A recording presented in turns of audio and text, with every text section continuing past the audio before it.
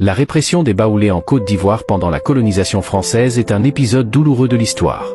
Face à l'expansion coloniale, les Baoulés ont résisté, menant à des affrontements violents. Les autorités françaises ont réagi par des mesures sévères, incluant des exécutions et des attaques contre les villages baoulés. Cette période est marquée par la lutte des Baoulés pour préserver leur identité et leur autonomie, malgré la répression. C'est pourquoi Histoires africaines se fait parolier face à ce récit historique dépeignant une résistance héroïque, mais aussi les tragédies subies par ce peuple, illustrant la brutalité de la colonisation et la force de l'esprit humain face à l'adversité. En Côte d'Ivoire, les premières missions françaises en pays baoulé furent lancées par deux expéditions.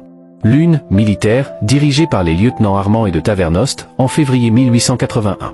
L'autre, commerciale, dirigée par Voituret et Papillon en mars 1891. Décidé à arrêter cette pénétration, le chef des Baoulés de Tiassalé, Étienne Comenan, refusa de fournir à Armand et à de Tavernost un interprète pour les accompagner à l'intérieur du pays, ce qui les obligea à rebrousser chemin sur la côte. Pendant ce temps, Étienne Comenan faisait tuer Voituret et Papillon, les chefs de l'expédition commerciale française, avant même qu'ils aient pu atteindre Tiassalé. Pour punir les Baoulés, les Français lancèrent une expédition militaire dirigée par le lieutenant Staupe. Cette expédition militaire fut stoppée par les forces d'Étienne Comenan, le 11 mai 1891 et obligea les Français à battre en retraite ignominieusement de nouveau sur la côte. La force ayant échoué, les Français recoururent à la diplomatie et parvinrent le 29 décembre 1892 à conclure un traité avec les Baoulés, au terme duquel ils acceptaient de payer un tribut de 111 d'or en échange de la liberté de commercer dans la zone. Grâce à la conclusion de ce traité, les Français purent envoyer une seconde mission d'exploration en pays baoulé en mars 1893, commandée par Jean-Baptiste Marchand, bien connu pour ses exploits militaires dans le Soudan occidental. Mais, à mi-chemin de Tiassalé, Marchand se heurta encore à l'opposition d'Étienne Comenan, qui avait décidé qu'aucun blanc ne parviendrait à Tiassalé. Marchand revint donc à Grand-Lahou puis, ayant rassemblé des hommes, s'embarqua le 18 mai 1893 pour envahir Tiassalé, qu'il occupa après une semaine de violentes batailles qui se soldèrent par la fuite d'Étienne Comenan. De là, Marchand reprit sa marche vers le nord et en novembre 1893, pénétra à Gbekekro, qui fut plus tard rebaptisé Bouaké par les Français. Là encore, il dut affronter le chef de cette ville, Kouassi Gbeke, qui était allié, à cette époque, avec Samori Touré. Marchand fut alors obligé d'aller vers Kong, d'où il envoya un appel pressant à Paris, afin qu'on lui envoie une expédition pour occuper cette ville. En réponse à cet appel, les Français organisèrent une expédition en septembre 1894, dirigée par Monteil. Cette expédition de Monteil rencontra une opposition encore plus vive des Baoulés, qui se révoltèrent et l'attaquèrent sur tous les fronts.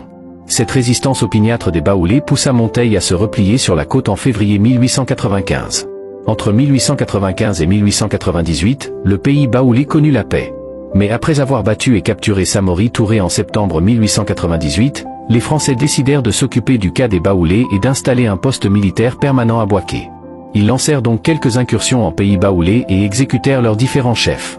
Agacés par ces provocations, les Baoulés de cette zone se soulevèrent de nouveau et, le 22 décembre 1898, lancèrent une attaque généralisée contre les garnisons françaises. Ils étaient dirigés par Kwadio Oku, le chef de l'Omo, Yao Guillé, un chef Ngban, Kasso le frère du chef de Katiakofikro assassiné, Akafu Boularé, un autre chef Ngban, et Kouamédié, le grand chef des Baoulés de Warebo. En réponse, les Français, après avoir déclaré le pays baoulé, territoire militaire, lancèrent une série de campagnes militaires visant à exterminer les Baoulés. Leur tête était mise à prix et la razzia commença. La paix ne fut restaurée dans la région que quand François-Joseph Clausel, qui devint gouverneur intérimaire de la colonie en novembre 1902, comprit que l'emploi de la force était vain et ordonna d'arrêter les opérations militaires. Toutefois, retenons que cette résistance des Baoulés qui se manifesta jusqu'en 1910, fut réprimée avec une brutalité et une cruauté sans précédent dans les annales de la résistance africaine.